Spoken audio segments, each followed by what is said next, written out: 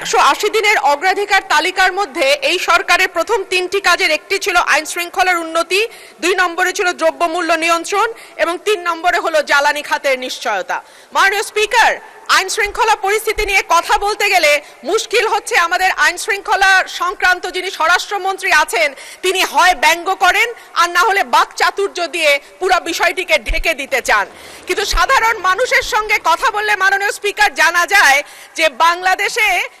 পররাষ্ট্র মন্ত্রণালয়ে যেমন 3 জন মন্ত্রী আছেন,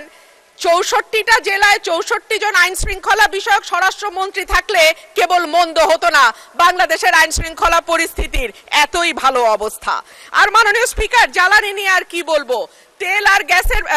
গ্যাস আর বিদ্যুতের ব্যাপারে মানুষ বলে, দুষ্ট লোকে বলে অবশ্য, ভালো লোক না, টুকু আসে টুকু যায়, এই আসে এই যায়, কতক্ষণ থাকে তারা নাকি বুঝতে পারে না। এইবার আসি মাননীয় স্পিকার,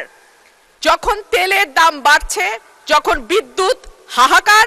এবং যখন গ্যাস পাওয়া যায় না, তখন 1 কোটি নতুন কর্মসংস্থান সৃষ্টি করবে বলে যেই সরকার প্রতিশ্রুতি দিয়েছিল নির্বাচনে, সেই সরকার ক্ষমতায় আসার 6 মাসের মধ্যে 62,000 লোক তাদের চাকরি হারিয়েছে